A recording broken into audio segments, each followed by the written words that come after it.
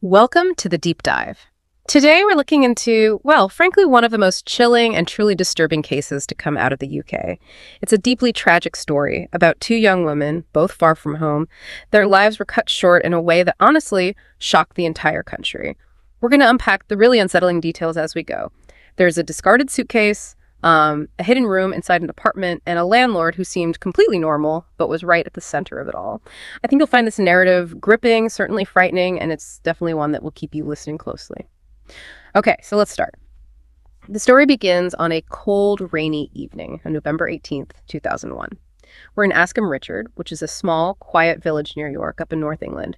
You know the kind of night, just wet and miserable, makes you want to stay inside.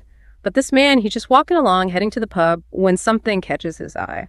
Right there by the roadside, a silver suitcase, just left there. So naturally he's curious. He goes over, tries to open it. But as he pulls the zip, he feels something sort of catch. Something soft. He later said it felt like hair. And then the really terrifying moment, he gets it open maybe halfway, and there's an eye, a human eye just staring back at him. He immediately calls the police, obviously. When they arrived, the weather still really bad, raining hard, so making a detailed examination right then was tough. They cordoned off the area, put up tents to protect the scene, and decided to wait until morning. So the next morning, the rain stopped. And the grim reality becomes clear. There's this awful smell in the air. Really strong. Inside the suitcase, they find the body of a young woman. She's in a fetal position, sort of curled up, semi-naked, no clothes on her lower body. Her bra was pulled up around her chest, and her skin was starting to turn purple. But the most gruesome part, the thing that really stood out, was her head, this completely wrapped in tape, tightly. So tight only her eyes were visible, staring out. Her body itself, though, it was intact. No dismemberment or anything like that, just bound. And what's really significant there, from an investigative standpoint, is that method. The tape, covering the whole head but leaving the eyes uncovered. That immediately suggests something very specific about the killer's mindset. It's not just functional. How so? Well, it points towards perhaps a ritualistic element or a need for a certain kind of control, maybe even a signature. It gave the police something very distinct, very disturbing to focus on right away. Right, a disturbing clue. But identifying her was the first hurdle. No ID on her, no obvious marks like tattoos or scars, nothing. Plus, the body was badly decomposed, which complicated the autopsy. It actually took them 3 weeks just to get the initial forensic results back. What they found was Asian woman, age range probably 20 to 40, quite petite, about 4'11", slender build, brown eyes, dark shoulder-length hair. But as you said, that tape was the real focus. It wasn't just any old tape. It is blue, had a pattern on it. It turns out it was a limited edition adhesive tape, designed and sold by two modern artists in London, Gibb and George. And extremely rare, only 1,500 rolls ever made. And they were only sold in 4 specific places. The Tate Galleries. Tate Britain, Tate Modern in London, Tate Liverpool, and Tate St. Ives. So the police have this incredibly specific clue, this rare tape. But then they hit a wall, right? Trying to track down potentially 1,500 buyers across the UK from just 4 shops. That's a huge task, especially since the galleries were hours away from where the body was found. Exactly. It's a classic investigative dilemma. You have great clue, but the resources needed to follow it up are just enormous. It's simply impractical. So they had to make a call, prioritize. They couldn't chase down every single tape buyer. It forced them to, pivot back to more traditional forensic work, focusing on identifying the victim herself. And that change in focus worked. They brought in an anthropologist. The anthropologist helped narrow down the age range, more likely 20 to 25 years old. And further analysis, looking at things like eyelid folds, hairline, hair texture, it strongly suggested she was Korean, possibly Southern Chinese. Cause of death was confirmed as asphyxiation. The tape blocked her airway. She also had other injuries, severe blows to the head, bruises on her body. And they estimated the time of death to be late October 2001, somewhere in between the 25th and the 28th. Then they looked closer at the suitcase itself, another vital clue. It was made in Seoul, South Korea, a specific model, hard case, silver gray, particular dimensions. And importantly, this model was only sold in 2 countries, Korea and Lebanon. This really solidified the likelihood that the victim was Korean. And then a bit of luck. Or maybe just good police work, connecting dots. A Korean police officer happened to be studying over at Leeds University. He saw news reports back in Korea about a missing 21-year-old Korean woman. She'd been on a trip in Europe. And her last known contact, it was from Askham Richard, the exact village where the suitcase turned up. Wow, that's quite a connection. Talk about being in the right place at the right time. Incredible timing, yeah. So British police immediately requested her fingerprints from Korea. They arrived, they were compared, and it was a match. The victim was identified. Jin Hyo-jung, a 21-year-old student from Korea. They learned a bit about her. She was studying French over in Rennes, France. She traveled to London on October 24th, 2001, and in her last email home, sent on October 26th, which is the last day anyone saw her alive, she mentioned meeting a kind man. She said she was thinking of inviting him to travel with her, but she didn't say who he was. Her last known address in London was an apartment on Eagle Street in Holborn. Okay, now this is where the investigation takes another really sinister turn, because at the same time the police were investigating Jin's murder completely separately, another investigation was happening in London. Police were looking for another missing Korean student, a 22-year-old named Song In-hye. Right, so now you have two young Korean women, both students, both missing in London around the same time frame. That immediately raises red flags. You start thinking, okay, is this a coincidence or is there a connection? What links these two disappearances? And the link was chillingly direct. Both Jin Hyo-jung and Song In-hye had rented apartments in London from the very same landlord, a 29-year-old man named Kim Yu-soo. And in Song's case, she'd actually told her family about him. She said she met this kind man, Kim Yu-soo. He apparently offered her cheap rent because she was having money troubles. She described him as a good friend, someone she felt close to. Song's apartment was on Udo Blaze Street in East London, a 2-story place. So obviously, the police wanted to talk to Kim Yu-soo straight away. He's the clear link. But when they went looking for him, they found out he left the country. He flew to Canada on December 18th, 2001, and he hadn't given a return date. Now, this was after Jin's body was found, but before Song's disappearance was widely known or linked. That timing is suspicious in itself. Leaving the country with no return date shortly after one potential victim is found. Exactly. So the police had a decision to make. Do they contact Canadian authorities, try to track him down there? But that might tip him off, right? He might realize he's a suspect and disappear completely. The calculated risk either way. So they chose caution. They decided not to alert Canada. They decided to wait for him to hopefully feel safe, think he was in the clear, and just come back to the UK on his own. They hoped to catch him off guard. So while they were waiting, playing this waiting game, they searched Jin's apartment back on Eagle Street.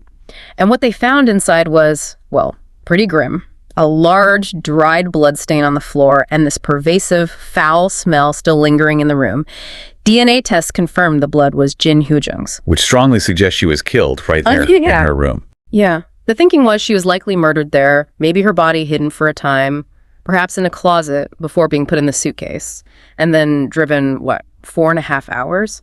All the way up to Askham Richard to be dumped. They also spoke to Kim's ex-girlfriend, a Japanese woman named Mariko Ishii. She described Kim, interestingly, as kind and harmless. Said she never suspected him of anything violent. But then came a crucial piece. When the police showed her a picture of that unique tape, the blue patterned one, Mariko recognized it instantly. She said she had bought 2 rolls of that exact limited edition tape herself. One roll was nearly all used up, and she believed Kim had been the one using it. That's a huge connection. It physically links Kim to the specific rare item used in Jin's murder. It tightens the net considerably. Absolutely. It moved him from just being the landlord connection to being directly linked to the physical evidence. The DNA, the tape, his connection to Jin. The picture was getting clearer. Right. You have the biological evidence, the DNA. Then you have this very specific circumstantial evidence, the rare tape, which very few people would own. And you tie both of those to the person who had access to the victim. It builds a very, very strong case. Much more than just suspicion. Okay, so fast forward a few months. We're now in March 2002. And there's another shocking discovery. This time it's at one of Kim's other properties. The building on Udo Blaze Street in East London. Remember, this is where Song In-hye, the second missing student, had lived. A tenant in a different apartment in that building called Maintenance. She reported a strange smell in her bathroom. And flies. Lots of flies, especially around the bathtub area. So a maintenance worker comes out. He investigates under the bathtub and finds, hundreds of flies swarming there. And behind a wall panel near the bath, he finds something really odd. A hidden door. Sealed up, no handle. A hidden door. That's immediately suspicious. Extremely. The whole situation felt wrong, unsettling. So the maintenance worker called the police. The police arrive and start to carefully dismantle this hidden door. As they break it open, an even bigger swarm of flies bursts out. And the smell... it was overpowering, putrid. Inside this hidden space, they first see a pile of clothes, and then, underneath the clothes, a human foot. It was another body. The condition was just as horrific as Jin's. It was a woman. Her head was also wrapped in tape, the exact same kind of blue patterned tape used on Jin, wrapped so tightly her eyes were bulging, her wrists and ankles were bound with the same tape too, and socks had been stuffed into her mouth. Just horrific. The similarities are undeniable. Undeniable. They brought in a forensic entomologist, an insect expert. Can you explain briefly for our listeners what they do? Sure. Forensic entomology is fascinating, though grim. Insects colonize bodies in predictable patterns and timelines. By identifying the types of insects present, particularly flies and beetles, and looking at their life stages like the age of maggot, specialists can estimate the post-mortem interval. Basically how long the person has been dead. Environmental factors like temperature play a role, but it can be remarkably accurate. And in this case? In this case, the entomologist analyzed the insects found on the body. Their analysis determined the victim had died sometime between December 3rd and 8th, 2001. Which was about 4 months before she was discovered hidden behind that wall. And then the final terrible confirmation, the apartment where the second body was found, hidden away. It also belonged to Kim Yu-soo. The body was identified as the other missing student, Song In-hye. So now you have two victims, both young Korean students, both tenants of the same landlord, Kim Yu-soo, both killed using the same highly specific method involving that rare tape, and one found hidden in a secret compartment in his property. The pattern is crystal clear at this point. It leaves little doubt who the prime suspect is. The investigation is now laser focused on Kim. Absolutely. And catching him became the priority. The police started digging into financial records. They discovered that Jin Hyo-jung's ATM card had been used after her estimated time of death. It was used at a car rental agency. And guess who rented the car? Let me guess. Kim Yu-soo. Kim Yu-soo. Bingo. They tracked down that rental car. Forensic teams went over it meticulously and found bloodstains inside. DNA testing confirmed the blood matched Jin Hyo-jung.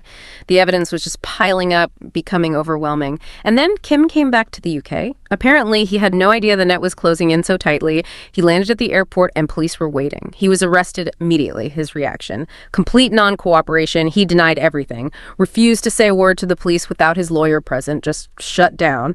But it didn't really matter at that point. They had the definitive proof. They took his DNA sample and it matched the DNA evidence found at both crime scenes, Jin's room, and the hidden compartment where Song was found. It solidified his guilt. Learning about Kim's background just makes it all the more chilling. He was originally from South Korea, moved to the UK after his marriage failed, started this business, renting apartments, mostly to students and tourists looking for cheaper options. And the really unsettling part is he had zero prior criminal record. Nothing. Everyone who knew him seemed to describe him the same way. Kind, harmless, charming, friendly, approachable. That persona, yeah. Exactly. Both Jin and Song were drawn to him because he seemed like this nice guy offering affordable rent. A kindness that turned out to be a fatal lure. It's that contrast, isn't it? The friendly face and the monstrous acts. It really is. And it's a terrifyingly common pattern in these types of cases, unfortunately. We often see this stark contradiction. It's sometimes referred to as the mask of sanity. These individuals can be incredibly adept at mimicking normal emotions, building trust, appearing charming. But underneath, there's often a profound lack of empathy, maybe psychopathic traits, that allow them to commit horrific acts without apparent remorse, all while maintaining that convincing facade. It makes them incredibly dangerous because they prey on vulnerability and trust, that kind man offering help.